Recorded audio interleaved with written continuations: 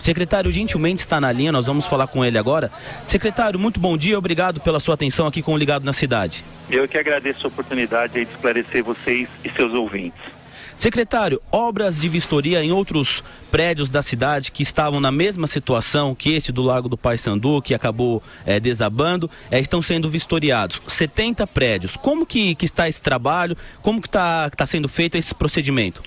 Então, é um grupo aqui multidisciplinar da Prefeitura, que faz parte, quem vai coordenar isso é a própria Defesa Civil, onde participam também representantes da Secretaria da Habitação, Secretaria de Direitos Humanos e de SMARTS, além dos movimentos. É importante dizer que nós estamos convocando os movimentos de moradia para fazer essa discussão sobre essa situação de risco que existe em alguns edifícios, especialmente com relação ao incêndio. Então é um grupo que vai definir de maneira mais clara. Hoje nós temos reuniões na parte da tarde, justamente para definir quais as medidas que serão tomadas para que se evite que ocorram acidentes como este que aconteceu na última madrugada.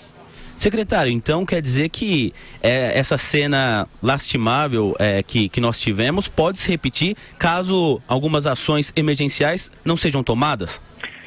Então, a preocupação nossa, especialmente com relação às ocupações, é sempre no sentido de risco de incêndio, né? Lembrando que o caso de risco estrutural é uma situação muito específica e quando existe esse caso a gente simplesmente desocupa o imóvel imediatamente e remove as famílias. Mas no caso de incêndio é uma questão mais complexa, lembrando que em muitas dessas ocupações as divisórias que são feitas para abrigar essas famílias, para separar os domicílios dessas famílias residentes, normalmente é feita com material inflamável.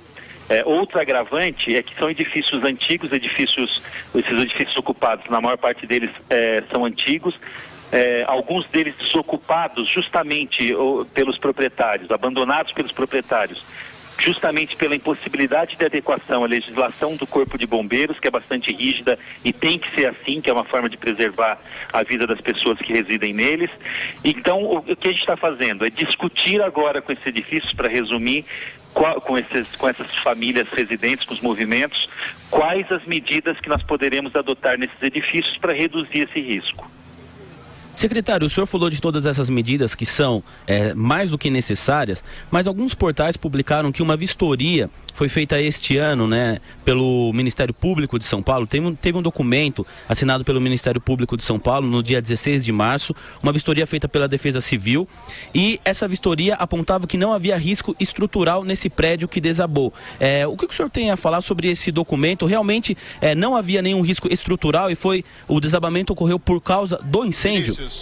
Eu não tive acesso a esse documento, mas tudo indica, eu estou falando em cima das informações que eu tenho preliminares, que a causa do desabamento, a causa do desmoronamento não foi um risco, um problema na estrutura, foi um incêndio de grandes proporções agravado pela situação que eu disse anteriormente. Divisórias de madeira, material altamente inflamável e inclusive, neste caso específico dessa ocupação, um segundo agravante que era um depósito de materiais recicláveis que tinha no térreo. Ali tinha um perfil, várias famílias, das famílias residentes ali, são de catadores que vivem aqui na região central e que costumam acumular esse tipo de material, papelão, plástico e outras coisas que tenham valor comercial para revenda. Então ali é uma série de fatores, não é um fator único e exclusivamente. Aí quem vai responder sobre isso, acho que é o Corpo de Bombeiros e a própria Polícia Civil, que instaurou um inquérito para averiguar o que aconteceu. Eles vão responder com mais pertinência, mas olhando aqui como uma pessoa que está com parte das informações, a impressão que nos dá é que é um acúmulo de situações que gerou um incêndio de grandes proporções e, consequentemente, ocasionou o desmoronamento. Secretário, o Fernando Martins está no local. Gostaria de fazer uma pergunta para o senhor. Pois não.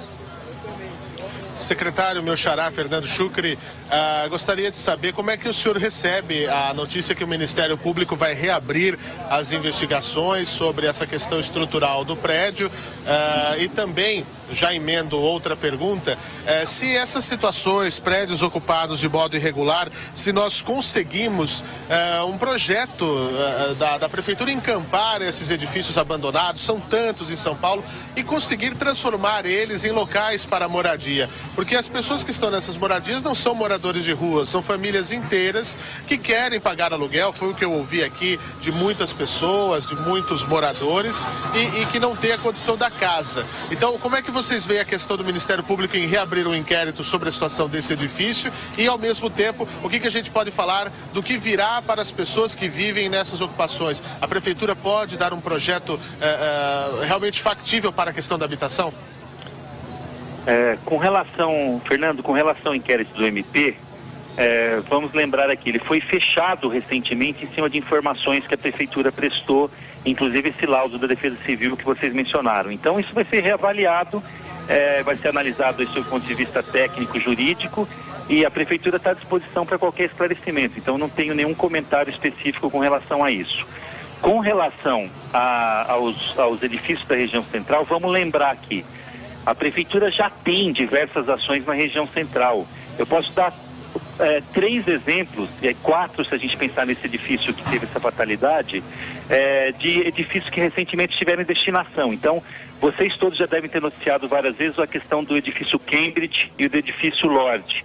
Esses, em parceria com a polícia, com o Ministério das Cidades, o Governo Federal e o Governo do Estado de São Paulo, nós tivemos a semana passada assinados os contratos para início das obras de requalificação daqueles edifícios para moradia. Um caso agora também recente desse ano, o edifício Mauá, ocupação de mais de 10 anos. A Prefeitura desapropriou aquele imóvel, está em negociação com as famílias a respeito da destinação dele, para que seja também readequado, requalificado para que sirva de habitação de interesse social. Muito bem. Vou dar outro exemplo. Nós anunciamos recentemente 9 edifícios de um terreno que foram adquiridos pela Prefeitura de São Paulo para um programa piloto de locação social. E a gente tem discutido isso com os movimentos de moradia e é uma parceria com o Ministério das Cidades também, com recursos do Fundo Nacional de Habitação de Interesse Social, que tem dupla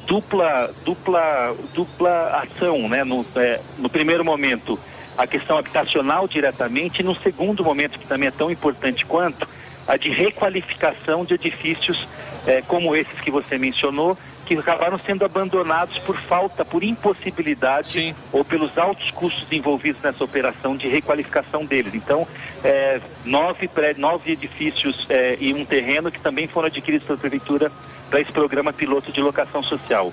E por último, que você conhece bem, as PPPs. Tem a PPP do Estado, que o município é parceiro, e tem também a PPP municipal, cujo edital saiu agora há um mês atrás aproximadamente, há pouco mais de um mês, que tem o objetivo de construir 32 mil unidades habitacionais. Um desses lotes aqui na região central de São Paulo.